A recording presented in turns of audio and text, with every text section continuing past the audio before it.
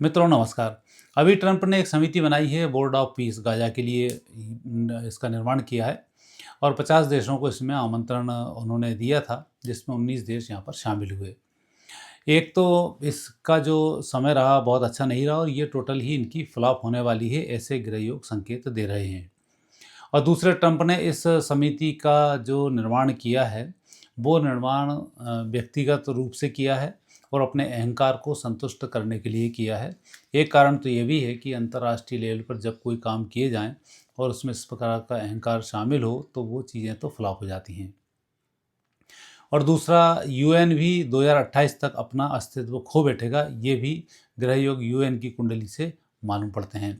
और तीसरा, भारत के बिना इस प्रकार की कोई भी शांति पूरी दुनिया में संभव नहीं है, ना ही यूएन में भारत स्थायी सदस्य कारण है। चीन उसमें सहयोग नहीं करता है और इस प्रकार से सारा काम चल रहा, तो आने वाले समय में बिना भारत के यूएन भी नष्ट होगा और बिना भारत के ये पीस ऑफ बोर्ड ये भी किसी काम का नहीं रहेगा, ऐसे योग अब बताते हैं।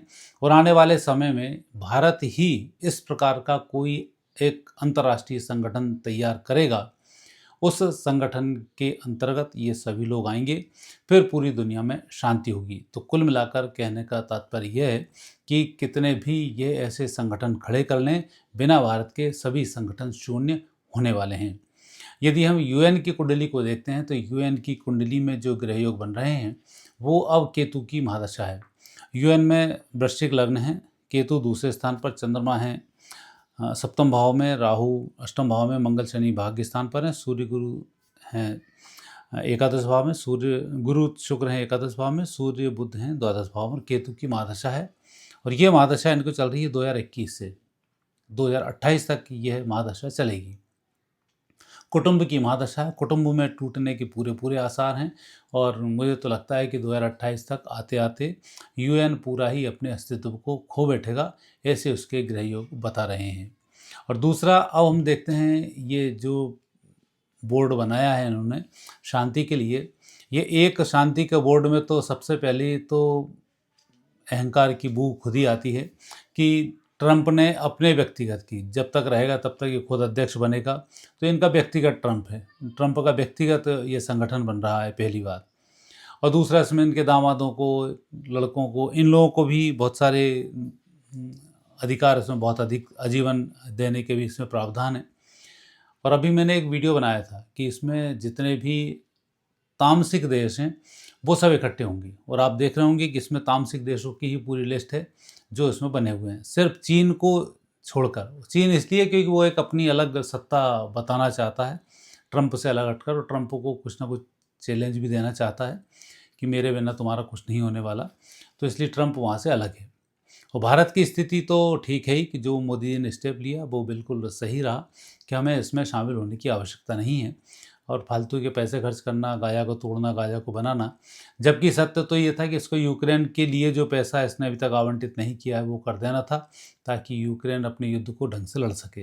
लेकिन यूक्रेन में भी पैसा इन्होंने नहीं दिया और इसके बाद ये यूक्रेन के ऊपर आने चाह रहे हैं।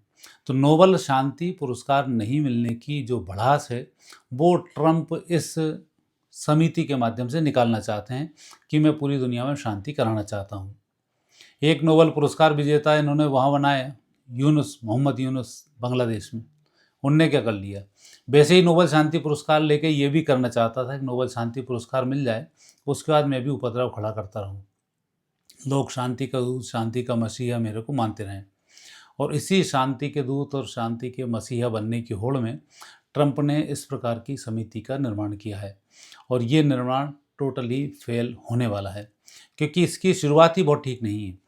इसकी मेष लग्न है, लग्न का जो स्वामी है मंगल, वो दसम भाव में बैठा हुआ है सूर्य, बुध और शुक्र के साथ में, और तीसरा शनि बैठा हुआ है द्वादश भाव में। तो सबसे बड़ा एक शांति के लिए ग्रह होना चाहिए, उसमें 12वां स्थान सही होना चाहिए। वहाँ बैठे हुए हैं शनि, जो शत्रु स्थान को देख रहे हैं, तो ये सब शत्रुओं को इकट्ठा भी करेंगे और सब शत्रुओं को ये नष्ट भी कराएंगे।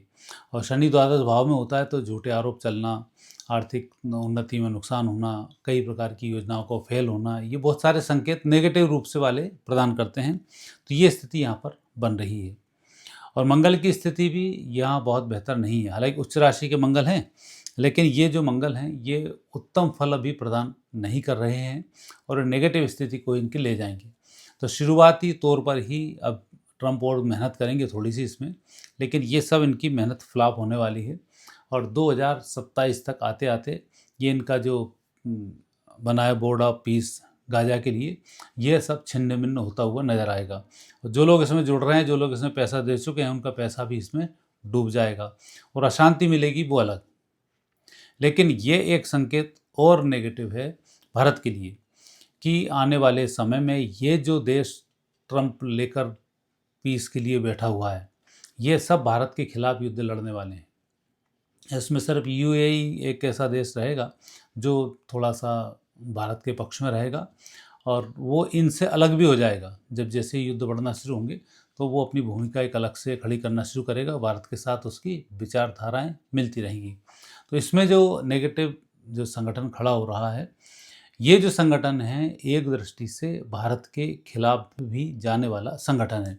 इसके लिए भारत को तैयार रहना चाहिए, क्योंकि जितने भी देश अब अमेरिका इसमें शामिल करेगा, तो प्रथम विश्व युद्ध, द्वितीय विश्व युद्ध और जो तृतीय विश्व युद्ध अब चल रहा है, तो ये तृतीय विश्व युद्ध की एक बड़ी रूपरेखा ट्रंप खींचने को तैयार बैठा हुआ है कि उसमें किस प्रकार से अन्य देशों को जोड़ा जाए और किस प्रकार से भारत के खिलाफ इसमें माहौल बनाया जाए, चीन के खिलाफ माहौल बनाया जाए। उसकी हार्दिक इच्छा भी नहीं है कि चीन इसमें शामिल हो, उसकी इच्छा तो यही है कि वो एक नया ग्रुप बना ले अपना और उस ग्रुप के थ्रू वो, क्योंकि उसका लग रहा है कि आने वाले समय में नेटो में फूट पड़ने वाली है और नेटो देश उसके साथ आने वाले नहीं हैं, ये वो देख चुका है। क्योंकि जो हरकतें वो करना चाहता है वो जानबूझकर नेटो देशों के खिलाफ की हरकतें करना चाहता है और उसमें फिर उसको आवश्यकता पड़ेगी एक शक्तिशाली देश की कि जिसमें भारत को कंट्रोल कर ले, वो चाइना को कंट्रोल कर ले, रूस को कंट्रोल कर ले। तो उसकी स्थिति ऐसी है कि वो ये चाह रहा है तीनों देशों के आसपास के देश मेरे पास आ जाएं तो इनको मैं अपनी सेना के माध्यम से कंट्रोल कर सकूं। तो जो पीस ऑफ गाजा की बात कर रहा है, तो पीस ऑफ गाजा की बात इनकी झूठी है और उसके पीछे की प्लानिंग कुछ और है। उसके पीछे कारण है कि जो इस पीस ऑफ गाजा के लिए समिति बनाई है बोर्ड, इसमें लग्न का स्वामी उच्च राशि का होगा 10वें भाव में विराजमान है।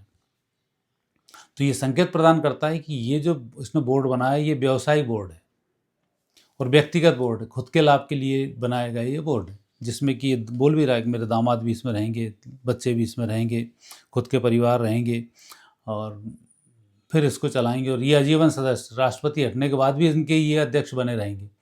तो ये तो व्यक्तिगत ही एक समिति तैयार हो गई। तो हीरा लाल की जो स्थिति इनकी है अपने मुँह मियाँ बिट्ठू वाली, वो इसमें ये कर रहे हैं। लेकिन संकेत इसमें ये है कि ये जो पूरी समिति है ये भारत के खिलाफ काम करने वाली है।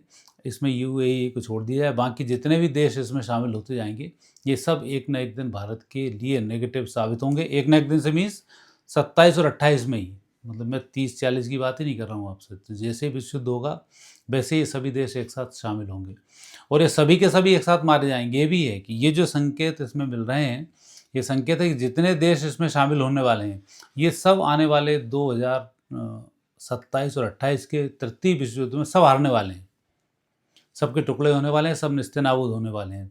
तो जितने भी इसमें जिस समय समिति का निर्माण हुआ है, ये समिति समूल नष्ट भी होने वाली है, ऐसे भी इसमें योग बनते हैं। तो अब जो आने वाला समय है वो समय बहुत बेहतर समय नहीं है। ये एक तरीके से शांति के नाम पर अशांति की बिछात इसमें बिछाई जा रही है और आप खुद इस समिति के जो उद्देश्य हैं, इस समिति के जो नियम हैं, उन हर नियम के उल्टे आपको काम करते हुए आपको दिखाई देंगे। और ये स्थिति इसी साल के नवंबर 2026 से ही प्रारंभ हो जाएगी कि पहले तो ये समिति सक्सेस नहीं होगी और जैसे तैसे इसको खड़ा करेगा तो इनके आपस में ही विध्वंस शुरू हो जाएगा नवंबर के बाद। दूसरे देश इसमें और जुड़ेंगे भी नहीं क्योंकि सब अपनी अपनी व्यवस्थाओं में लगे रहेंगे। तो इस प्रकार इस समिति का संकेत यही है कि भारत के लिए यह समिति बहुत बेहतर नहीं है, लेकिन भारत को अपने शत्रुओं को पहचानने के लिए यह समिति बहुत अच्छी है। जिस प्रकार से भगवान ने जरासंध के युद्ध में भी इनका एक उल्लेख देखा था कि किस प्रकार से लोगों को इकट्ठा करना, कैसे इनको पहचानना, जयद्रथ को बार बार बहाना। तो ये जो स्थिति है ये स्थिति वही है कि हम अपने शत्रु को कैसे पहचानें। तो उस पहचान के लिए इसने एक समिति का निर्माण किया है। ये सभी हमारे शत्रु के रूप में सामने आ रहे हैं। तो ऐसी स्थिति इसमें बन रही है। तो मित्रों, ये पीस ऑफ माइंड इन्होंने जो बनाई है एक संस्था, ये बोर्ड ऑफ पीस, ये क्या फल प्रदान करेगी उसकी मैंने आपसे चर्चा की। और आने वाले समय में यूएन का भी क्या होने वाला है इसकी भी मैंने चर्चा की। और आने वाले समय में भारत कैसा संगठन तैयार करेगा जिसके तले पूरी दुनिया एक तरक्की करेगी और उसकी भूमिका सनातन से निकलेगी। और वो होगा 2029 और 30 के बाद, जब भारत इस संस्था को डेवलप करेगा जिसके अंदर फिर सारे लोग एक एक करके जुड़ते चले जाएंगे। और 2032 के बाद फिर एक अच्छी शांति की उम्मीद की जा सकती है। मित्रों नमस्कार, आगे फिर नए विषय के साथ आपसे भेंट होगी।